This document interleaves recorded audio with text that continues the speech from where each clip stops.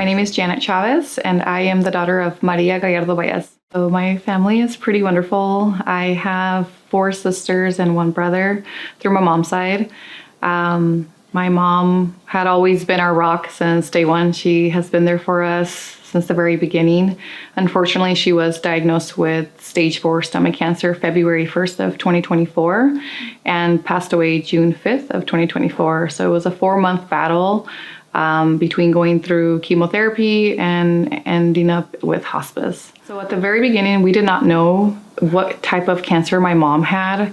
Just by the look of their eyes, we knew that it wasn't going to be good. She was just always grateful, but always knew that, hey, time's cutting short and we just have to make the best out of like the situation of what's happening. And we just kind of went with the flow, and I became her caregiver for those 4 months. I stopped my business to focus on my mom. And it was honestly probably one of the hardest jobs I've ever had to do. I'm like, what is this? I never wanted to become a caregiver, but anything for my mom, because I know she would have done the exact same thing for me because she was a caregiver herself.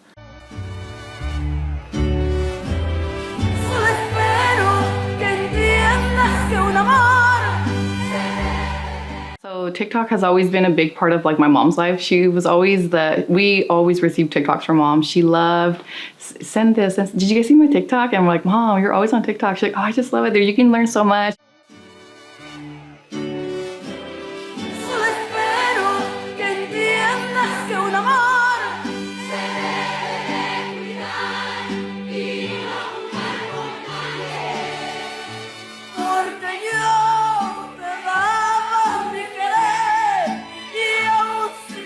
I was already on TikTok before, but I wasn't as active.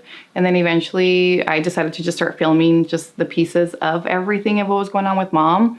And it led to her gaining like a lot of popularity because she's just so beautiful and her eyes always just popped. And I think a lot of people felt just her genuine love and just knowing that she was a good person, even though they've never met her. And I kept it 100. I kept it really real and authentic and I still do till this very day. La sangre me duele sentirte tan lejos de estrellas el cielo y ahora te celebro, lo sigo intentando tan cerca el impacto.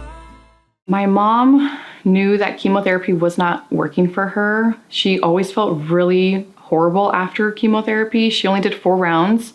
And on Mother's Day of this year, she was in some very horrible pain and she was done with chemotherapy and she asked me to call hospice.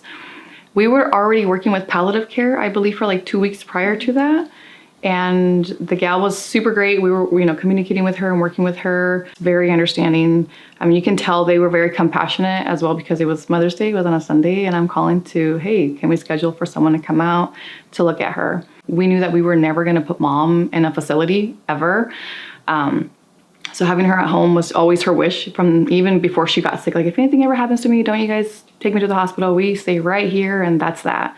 All right, and we did exactly that. And then we met December, and December was amazing.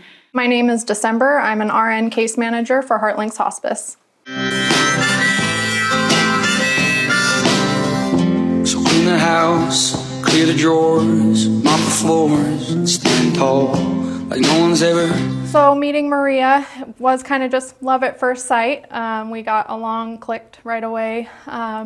Didn't really get to interact with Maria for very long, maybe a couple weeks. I think the second week she really started to withdraw and stare off more often, and then that 3rd week she was unresponsive, and so most of my relationship was with Janet and the sisters. I keep doing hospice because these people need me, and I go into these homes and I'm not only creating a relationship with my patient, but I'm creating relationships with these families that can be long-lasting relationships. We just appreciated her being available at all times. I was able to just, hey, what do you think about this? What about this? Just because I didn't know anything about this journey, except if I was looking up on TikTok, like hospice nurse Julie, like what is going on?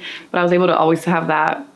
She was available for us during that season of mom, not feeling well. I don't want to say goodbye, 'cause this one means forever. I don't wanna say goodbye, 'cause this one is forever. It's very important for me to continue to talk about her because I feel like it makes me feel like I get to continue to share her journey, the same me being here. You know, if I stop, I don't know, I feel like I get in this funk, but if I continue to talk about her, it makes me feel just like a proud daughter to be able to talk about my mom. And whether it's here, whether it's on TikTok or on Instagram or Facebook, I will talk about her. You know, it gives me, I'm proud. I'm proud of who I am and that she was my mom.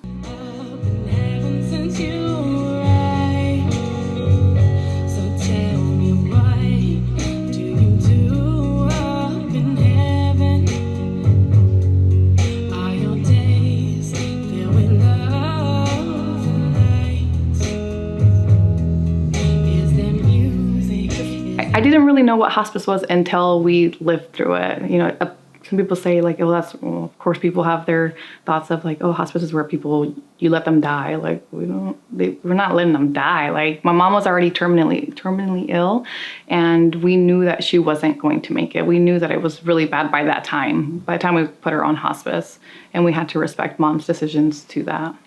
The first week, she was fine. Meds were controlling her pain. It was normal. We were having a great time. We even were able to get like a mariachi come out to sing to her.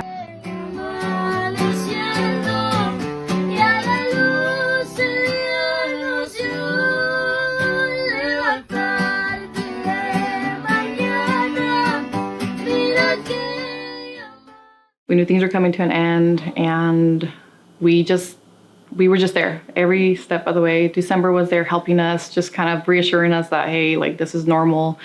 I feel like if Heartlinks was not there, I mean, we wouldn't have had the support of like the equipment. We wouldn't have had that, like even the physical support or the mental support of them encouraging us.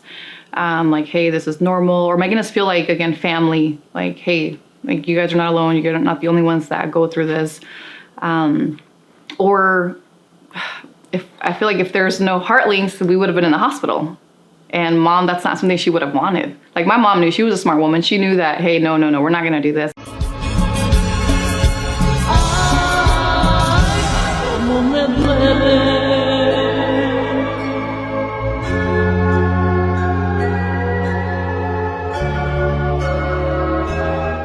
I'm super thankful that we had you guys to be there for us. Like, I just know that was a God-given right there, like to be with us and to be with our family, because you made the process so much more easier for us.